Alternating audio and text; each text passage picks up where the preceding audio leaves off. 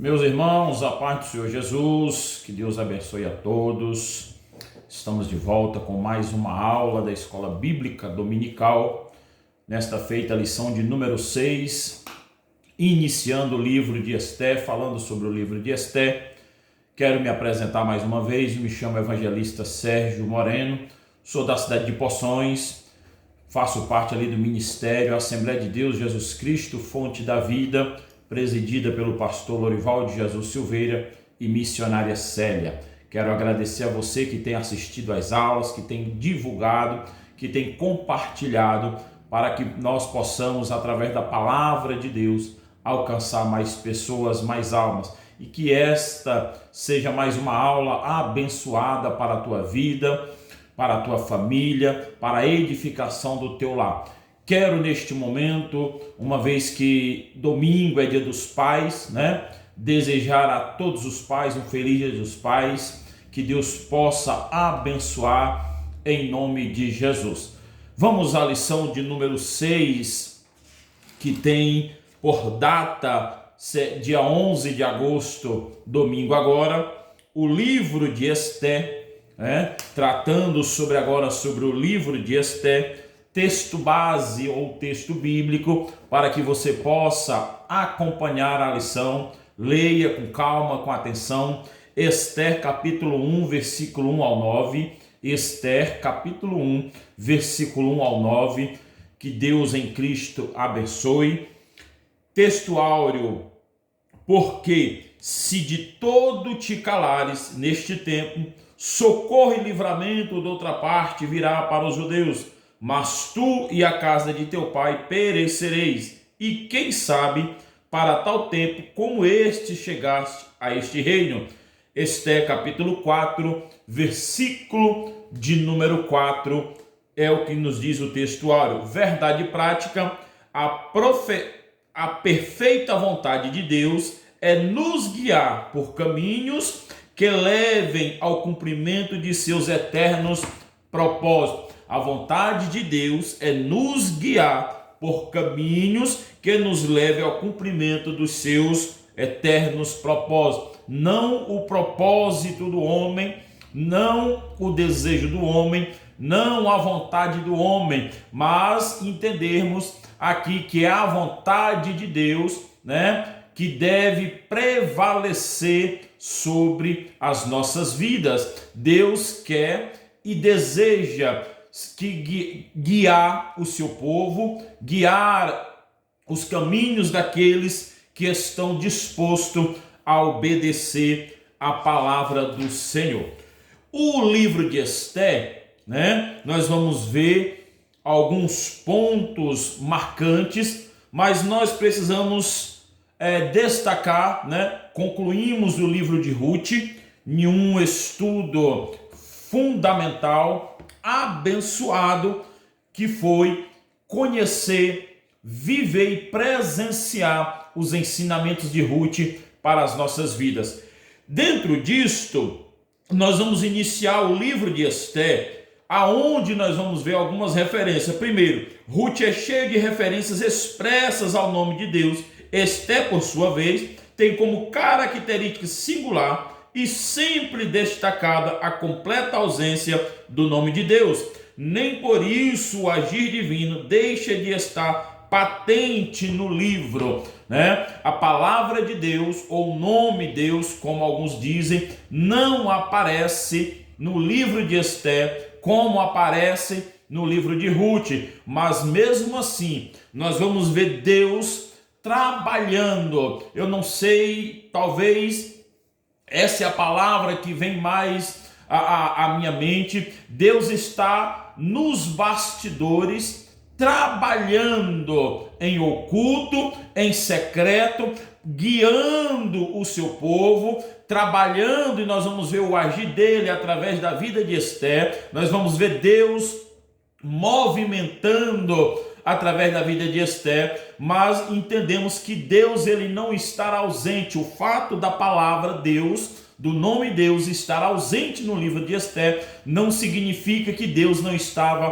trabalhando. Não significa que Deus não estava cuidando do seu povo, não significa que Deus esqueceu do seu povo. Nós vamos ver Deus agindo, nós vamos ver Deus de uma maneira sobrenatural trabalhando através da vida de Esté, dos princípios, da vida de Esté para o livramento do seu povo. Nós vamos passando, nós estamos em uma transição, e aqui estudando o livro de Ruth, o livro de Esté, nós vamos dar meio que um salto, finalizando o livro de Ruth para Esté, importa numa radical mudança de cenário. Vamos ver que o cenário é sair de Belém, na Judéia, atual Cisjordânia, em Israel, e transportar-se para Suzã, na Pérsia, atual Irã. É saltar dos dias dos juízes para o período pós-exílico, registrado em 5 dos 12 livros, históricos do Antigo Testamento, a saber, 1ª e 2ª Crônicas, Esdras, Neemias e Esté. O primeiro livro das Crônicas volta a Adão para resgatar a formação da nação de Israel e iniciar a história, na sua monarquia até os dias de Davi. O segundo livro das Crônicas vai de Salomão ao anúncio do fim do cativeiro babilônico, apontando como clímax do decreto de Ciro, rei da Pérsia, para a volta dos exilados, para Jerusalém. Nós vamos ver isso aí, 2ª Crônicas 36, versículo 20 e 23. E os 3 últimos livros, Esdras, Neemias e Esté, ocupam, se dos fatos decorrentes desta ordem imperial, cobrem exclusivamente ocorrências posteriores ao fim do exílio. Esdras e Neemias registram o retorno dos judeus para Jerusalém, destacando a reconstrução da cidade e do templo, bem como as reformas morais, espirituais entre o povo. Então nós vamos dar, um salto de um período a outro muito grande, mas entendendo a importância e voltando e refrisando, os cuidados, o Deus que governa o mundo e os ensinamentos divinos nos livros de Ruth e Esté para as nossas gerações, para os dias de hoje. Então perceba que mesmo neste período, mesmo nesse espaço de tempo, Deus continua trabalhando, Deus continua fazendo com que o seu povo receba o livramento, que o povo entenda que há um Deus que é Ele quem governa, que é Ele quem rege, que é Ele quem cuida e é Ele quem faz na vida daqueles a qual Ele chamou, na vida daqueles a qual se coloca à disposição e que busca ao Senhor verdadeiramente. Iniciando o tópico de número 1, a organização do livro de Esté, nós vamos ver aí a categorização de Esté, características literárias, autoria e data dentro do livro de Esté.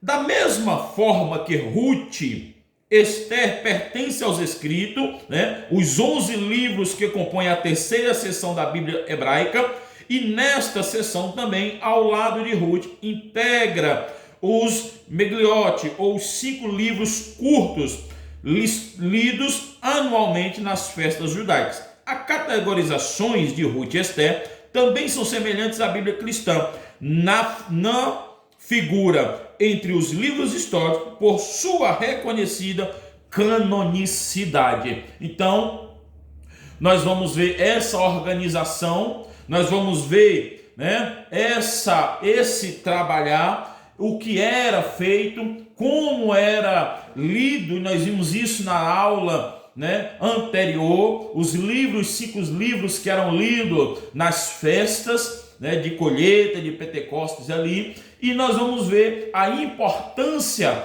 também literária desses livros, ou também do livro de Esté, uma importância literária para os dias atuais. O livro tem 10 capítulos. Dentre as suas características literárias, destaca-se a sua objetividade, historicidade, vista na expressa referência ao rei persa Assuero, Ester capítulo 1, versículo 1, e em vários outros detalhes factuais, além do seu caráter de fonte primária para a festa de Purim, anualmente celebrada pelos judeus, Ester capítulo 9, versículo 20 e 23. O estilo narrativo é menos diálogo que o de Ruth. O texto é mais do narrador do que dos personagens. Então nós vamos ver essa diferença de linguagem entre Ruth e entre Noemi, entre Ester, dentro desta figura de linguagem, aonde, não tem muito, não é mais uma forma de diálogo, mas uma narrativa, o narrador narrando do que os personagens. A respeito da historicidade, Joyce Baldwin, em 1986, diz o seguinte, faz uma considerável análise das evidências e conclui: um exame das principais alusões históricas do livro de Ester tem confirmado a exatidão de muitos detalhes. Os acontecimentos deste livro podem ser harmonizados com o que se conhece de outras fontes a respeito do reinado de Assuero. Então, são provas corroboradas ou corroborando, para a historicidade, para a fidelidade, da palavra, uma vez que a Bíblia ela é fiel, a Bíblia ela é irrevogável e a Bíblia ela é a nossa regra de fé e prática. Mas nós vamos ver alguns estudiosos, buscando essas referências, buscando, estudando, indo mais a fundo, caçando mais alguma coisa, para que corrobore com os reinados, com os reis, com a história que aconteceu. E isso nós vamos ver dentro deste conjunto de evidências que confirmem a sua historicidade. Críticos bíblicos levantam alguns questionamentos acerca da autenticidade histórica do livro. Contudo,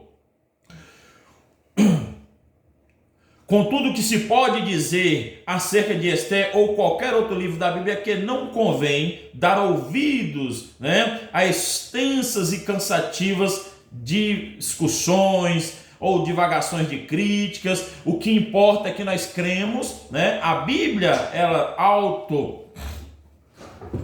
fala por si só, Deus falando, é a palavra de Deus e nós cremos desta maneira. Não convém dar ouvidos a críticos, se foi verdade, se não foi verdade. A Bíblia nos instrui dentro desta linha, dentro deste pensamento, porque ela é fiel à sua palavra, ela é fiel ao que está escrito nela. E nós vamos ver essas histórias ocorrendo, nós vamos ver esses estudos acontecendo e culmina em um único ponto, tanto de estudiosos, quanto de cientistas, quanto de doutores, escritores, só vai culminar em uma única posição. A Bíblia, de fato, é verídica. O que aconteceu, o que está nela, aconteceu de verdade. Eles buscam, eles tentam, mas acabam chegando em um único denominador, que é a vericidade, da Bíblia Sagrada, sem erros, sem falhas, e isso nos mostra o quanto Deus é na vida do seu povo. O livro de Ester apresenta uma narrativa encontrada nos judeus que ficaram na Babilônia, mais propriamente na capital de Suzã, sobre o domínio persa. Na verdade, a cidade de Suzã é o palco de todo o relato. Referências a outros contextos são indiretas e sempre se dão a partir de fatos passados, na capital persa, como o envio das cartas de Assuero com seus decretos, de Mardoqueu e da rainha Ester, bem como seus respectivos efeitos em todas as províncias. Nós vamos ver aí Ester capítulo 1, versículo 21 ao 22, 2, capítulo 8, versículo 18. Então nós vamos ver isto e aí nós temos o palco de tudo isso aí, que é a cidade de Suzã, aonde aconteceu, A história não acompanha nenhum personagem para fora do palácio e dos seus arredores, nem mesmo Assuero, que é dentro, né, do período histórico descrito em Esther, passou 4 anos na sua, mas passa 4 anos ali e nós vamos ver que ninguém sai dentro daquilo ali, né, ou mal sucedida, na sua mal sucedida campanha contra os gregos, como narra em minúcias o historiador Heródoto. Esther é, portanto, o único livro da Bíblia do período pós-exílico cujo cenário da narrativa dá-se inteiramente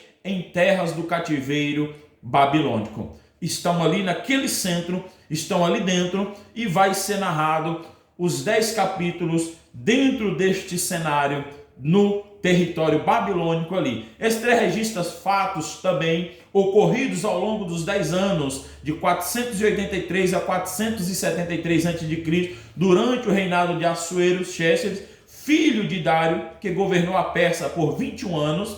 A história de Esther está situada cronologicamente entre os capítulos 6 e 7 de Esdra.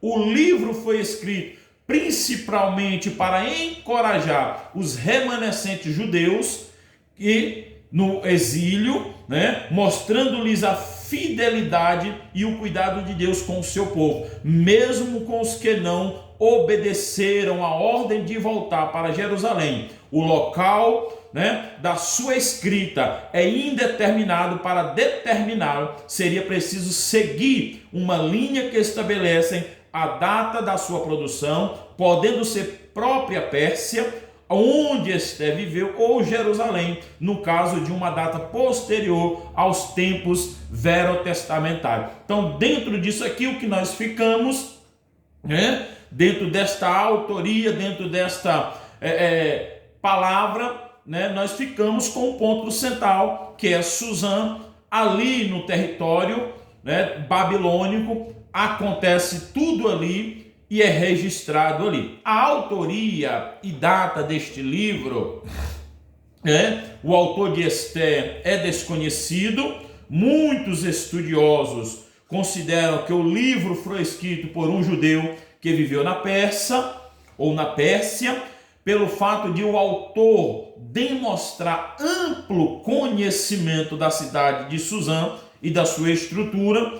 Fica aí compreendido este importante documento do Império Pérsia. Considerando esta possível autoria e algumas evidências internas, acredita-se que Esther seja datada ainda no século V a.C., por volta de 640 a.C., logo após a morte de Assuero, ocorrida em 465. Outro fator que levado em conta para esta datação é de ordem litúrgica, né? O autor empregou algumas palavras persas em meio ao hebraico, mas não fez qualquer uso de expressões originais do grego. Então nós vamos ver dentro desta autoria, né? Esther é um livro de crise. Trata-se de um drama, não uma ficção, mas um fato genuíno. É encenado no plano da história real e reúne personagens verdadeiros. 5 figuras movimentam-se diante de nós: Assuero, rei da Pérsia; Vasti, a rainha deposta; Amã, aquele que odiava os judeus; Mordecai, o líder judeu; e Esther, a moça judia que se tornou rainha. Como pano de fundo, nós temos o Palácio Real, né, a capital persa, e vários milhares de judeus espalhados por todos os domínios do imperador. Ficando aqui, Esther é a figura crucial neste drama, pois tudo gira ao redor de sua ascensão ao trono e sua influência como rainha. O livro, portanto, leva adequadamente o seu nome de Esther, né? Isso aqui, irmãos, nós conhecermos, né? Assim como foi no livro de Ruth, conhecer a história do livro de Esther, conhecendo para podermos entrar, né, na lição de número 7 em diante. Aí nós vamos ver a fundo o que o livro vai trazer para nós, para os dias atuais. Nós estamos como eu costumo dizer, numa aula introdutória ao livro de Esther, né, aprendendo sobre o livro de Esther. E nós vamos ver também, dentro disto aí, né, a ausência do nome de Deus, né, dentro do livro de Esther. Da mesma forma como Ruth, Esther apresenta-nos um Deus da providência, agindo em favor de seu povo, com uma diferença. Em Ruth o nome de Deus é mencionado diversas vezes, né? Em Esther o nome de Deus não aparece no texto, mas o agir é visto em toda a história, conforme a já citada declaração, né, de Martin Hare. Ainda que o nome de Deus não se encontre no livro de Esther, o mesmo não se pode dizer de sua mão, guiando minuciosamente os fatos que culminaram na libertação do seu povo.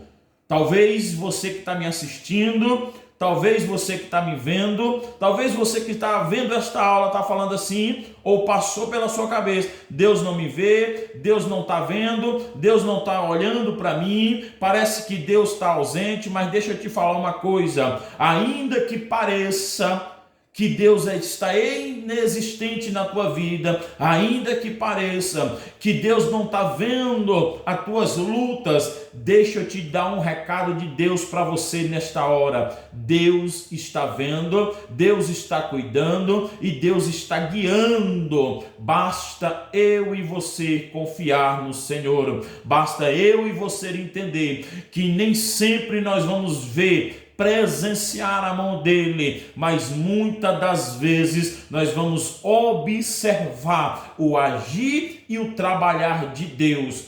Aleluia! Quantos livramentos invisíveis você recebeu neste dia de hoje, e você não viu, você não percebeu, mas Deus cuidando, Deus guardando. Deus já te deu muitos livramentos, né, visíveis e invisíveis, e parece que não, mas agora só é livramento se você vê, só é livramento se eu ver. Mas Deus está falando: eu não estou. Mas aí Deus fala assim: mas eu também ajo, né, nos bastidores. Não está me vendo, mas eu estou fazendo. Não está me vendo, mas eu estou cuidando. Deus, ele cuida, ainda que a mão dele não seja vista, né, mas ele está guiando eu e você minuciosamente para o nosso caminhar diário, para nos livrar, né, de todo o mal. Esther, nós vamos trazendo aqui também, né, dentro deste contexto, né, a convicção. Nós vamos ver aí a convicção de Mardoqueu, nós vamos ver Esther e o secularismo, né, dentro dessas lições. Nós vamos ver a importância de se manter pura, de se manter fiel, de se manter digna, de se manter honrosa diante das circunstâncias, né? Nós vamos ver aí também a convicção de Mardoqueu, apesar de todo o espírito de passividade, conformação da geração que permaneceu na peste. Muitos judeus perseveravam, né? Raízes piedosas, como veremos melhor no capítulo 10. Então nós vamos ver uma convicção. Ninguém tira Deus da cena dentro do livro de Esther. Mais uma vez eu repito, ainda que a mão de Deus, ainda que a palavra de Deus não está expressa, mas Deus, ele não é retirado de cena. Ninguém tira Deus de cena. Qualquer que seja o motivo de o nome de Deus não constar no livro de Esther, isso nos transmite uma mensagem irrefutável: ninguém tira Deus de cena. Aleluia! Deus, ele não sai, nem mesmo aqueles que negam a sua existência ou tristemente imaginam negar a sua agência, como fez o filósofo Friedrich Nietzsche. Deus não sai de cena. Ninguém tira ele de cena. Ninguém pode tirar. O tópico de número 2, nós vamos falar sobre o contexto histórico, né? O povo hebreu no exílio. Nós vamos ver também o fim do exílio e nós vamos ver o pós-exílio. O povo hebreu no exílio né, para uma melhor compreensão do contexto histórico do livro de Esther, é importante mencionar o fim do período da monarquia do povo hebreu. Em 1722 ocorreu a queda final do reino, né, do norte perante os assírios, 2 Reis capítulo 17, versículo 6. Pouco mais de 100 anos depois, Judá, o reino do sul, foi levado para o cativeiro babilônico em 3 levas, a primeira no ano de 605, a segunda em 597 e a terceira em 586, conforme Jeremias havia profetizado. O exílio babilônico durou 70 anos, foi um período em que o Senhor tratou com o seu povo, principalmente para extirpar a idolatria que acompanhara todo o Israel, né? Então Deus trouxe o juízo para o povo, Jeremias profetizou, o povo, muitos não acreditaram, mas a palavra de Deus foi firme, e o povo foi levado ao cativeiro em 3 levas, a qual nós vemos. O povo passa pelo cativeiro no período de 70 anos e chega-se o fim do exílio, e este período termina com a vitória de Ciro sobre os babilônicos no ano de 539 a.C. O Senhor, Deus, estava exercendo o seu juízo sobre a Babilônia por causa da sua iniquidade, Jeremias 25:12. Antes já havia julgado a Síria, como profetizado por Naum. Deus não tem o culpado por inocente nele. Naum capítulo 1, versículo 2 e 3. Em 539, Ciro venceu os babilônios e anexou ao seu território ao Império Persa. Logo no primeiro ano de reinado, despertou o Senhor o espírito de Ciro, rei da Pérsia, fazendo-o decretar o retorno do povo judeu para Jerusalém. Esdras, capítulo de número 1, versículo 1 e versículo 3. Aí nós chegamos ao pós-exílio, e aqui no pós-exílio nós temos o retorno que se deu em 3 grupos, sendo que o primeiro e maior deles, com 50 mil exilados, seguiu para Jerusalém junto com Zorobabel, já em 538. Donald Stamps, em 2009, cita uma estimativa segundo a qual viviam na Babilônia 1 milhão ou mais de judeus, o que demonstra a baixa adesão à convocação de retorno, a despeito da inequívoca providência divina que, por intermédio de Ciro, permitia a volta a Jerusalém. A esmagadora maioria dos judeus decidiu pelo que lhes parecia mais cômodo, permanecer nas cidades que ocupavam na Babilônia. O primeiro retorno é narrado no capítulo 1 ao capítulo 6 do livro de Esdras. Entre os capítulos 6 e 7 há um intervalo de aproximadamente 60 anos, e na segunda metade deste período, um verdadeiro hiato histórico, que se passam os fatos do livro de Esther, que permanece uma década da história, que é de 483 a 473, e dão-se durante o reinado de Assuero, imperador persa. E nós vamos ver essa fechada, a história contada em Esther, e o registro sagrado seguinte é aquele contido no capítulo 7 de Esdras, a narrativa do retorno do segundo grupo de judeus para Jerusalém, sobre a liderança do sacerdote escriba Esdras, em 458, já nos dias do rei Artaxerxes, filho de Assuero. O terceiro grupo retornaria somente em 444, liderados por Neemias. Então nós vamos ver aí essa caminhada, essa trajetória, que é muito importante. Volto e repito, irmão, essa primeira aula tratando do livro de Esther, para conhecermos a história, como se deu o período do exílio, como se deu toda a história do livro de Esther, os fatos que ocorreram, as levas para o exílio, as levas de volta do exílio e a história pós-exílio. Nós precisamos conhecer todo o pano de fundo, precisamos conhecer a história narrada pelo livro de Ester, mas para isso nós precisamos, adentrar a esses quesitos dentro destas ações que o Senhor fez com que acontecesse para o povo judeu. O livro de Ester, vai nos mostrar também o propósito da mensagem. Qual é o propósito da mensagem do livro de Ester? Voltamos e repetimos: a providência de Deus. O propósito do livro de Ester está a providência divina, uma falsa estabilidade e a festa de Purim.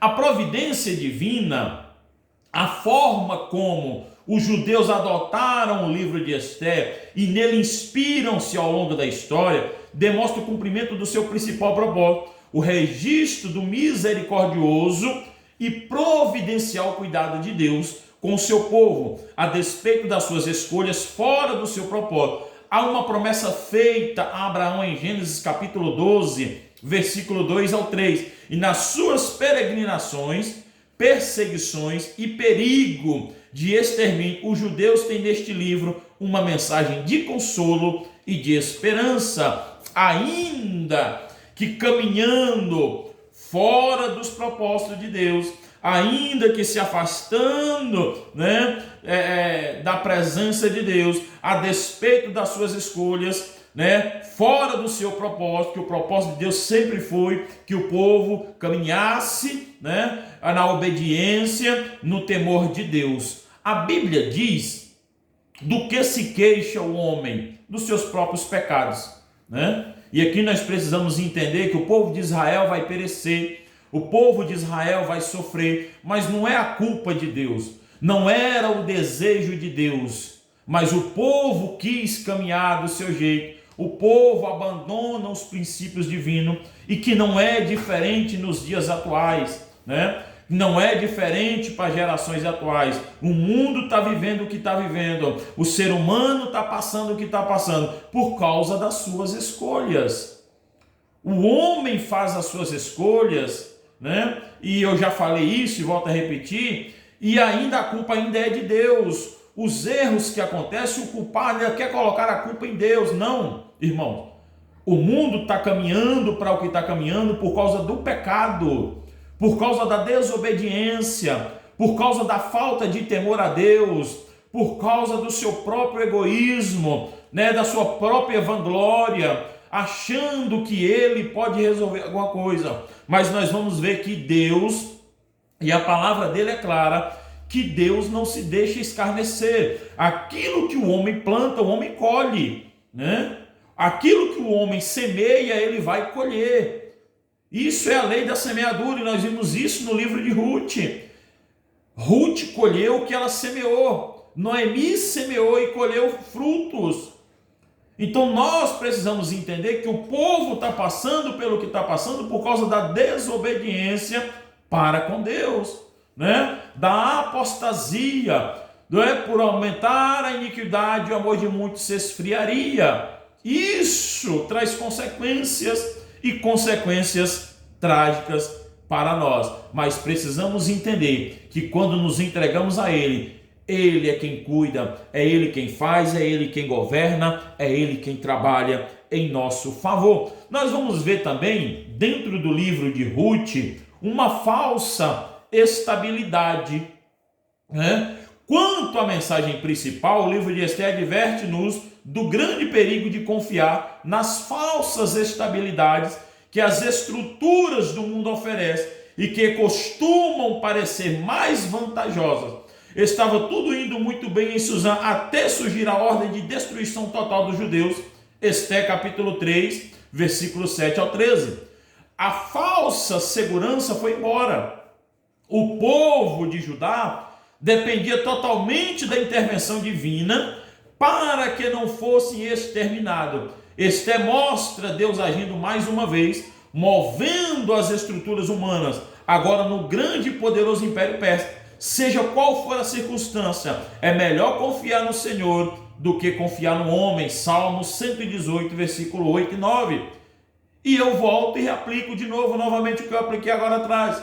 Estamos vivendo uma era Estamos vivendo um tempo em que um homem tem confiado, né, nas autoridades políticas, e deixa eu falar isso aqui, achando que o político A, o político B, o presidente A, o presidente C, vai trazer uma melhoria, uma estabilidade para a vida humana, e não vai.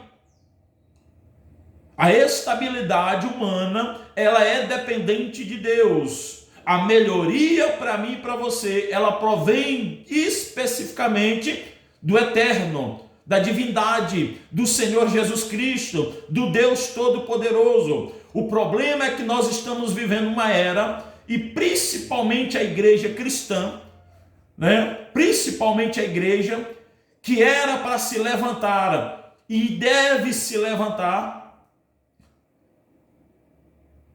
confiando que as coisas vão melhorar e que a melhoria vai vir da mão do homem. Não vai, não. Não espere isso. Ou então a Bíblia é mentirosa. Não espere melhoria da mão do homem. A melhoria só vem de Deus. Essa falsa estabilidade prometida, ela não vai acontecer. Essa falsa estabilidade que se prega aí nos altares políticos, na sociedade capitalista, ela não vai acontecer. E isso estava acontecendo com o povo judeu. E quando recebe agora a notícia, né? Quando isso agora vem à tona e que eles entendem que era só uma falsa estabilidade, que eles estavam agora à beira da morte, né? Estava já sendo tudo preparado, e nós precisamos buscar, para não estarmos caminhando por esta falsa estabilidade. E o salmista vai dizer muito bem claro, é melhor confiar no Senhor do que confiar no homem, porque quando nós confiamos em nós mesmos, quando nós confiamos no homem, a queda acontece, o fracasso acontece, porque em nós mesmos nós não somos capazes de nada. Mas quando confiamos em Deus, quando cremos nele, a vitória é certa. E nós temos também a festa de Purim, né? O livro de Esther marca esse propósito, principalmente pela instituição da festa de Purim, ordenada por Mardoqueu, depois do grande livramento que os judeus receberam, lá em Esther capítulo 9, versículo 20 ao 28. Purim é o plural da palavra acadiana, podendo ser entendida como lançar sorte, conforme Esther 3:7. Amã lançou sorte para estabelecer o dia da morte dos judeus, mas a situação acabou se invertendo, tornando motivo para a comemoração dos judeus. A festa, portanto, comemora a frustração do nefasto plano de extermínio diante da providencial ação divina para a libertação do povo de Deus. E nós temos que entender uma coisa: nós somos vitoriosos e nós vamos cantar também. Essa grande festa vai acontecer, só que não é aqui na terra, é lá no céu, quando a igreja estiver com ele e a igreja estiver cantando Hosana, Hosana ao Senhor, santo, santo é o Senhor. Queridos, confia em Deus, acredita em Deus, é Ele que tem a provisão, é Ele quem cuida do teu lar, é Ele quem cuida da tua casa, é Ele quem cuida da tua família. O mundo não é governado pelo homem, Deus está no controle de tudo, Deus tem o controle de tudo, no tempo certo, na hora certa, a mão de Deus vai agir na tua vida. Que Deus te abençoe poderosamente. Nós vamos adentrar no livro de Esther, conhecendo o trabalhar de Deus, ainda que o nome dele, ainda que a palavra dele não apareça, mas nós vamos ver o mover do Espírito Santo através de Deus para a vida do seu povo. O livro de Esther nos lembra de que vivemos deste mundo, mas não devemos confiar em suas estruturas. todos os reinos deste mundo passarão. Daniel capítulo 2, 37 a 45. Por isso a palavra de Deus diz que a nossa cidade está no céu, donde também esperamos o Salvador, o Senhor Jesus Cristo. Glória a Deus. Nós não somos daqui, nós somos peregrinos, nós somos passageiros.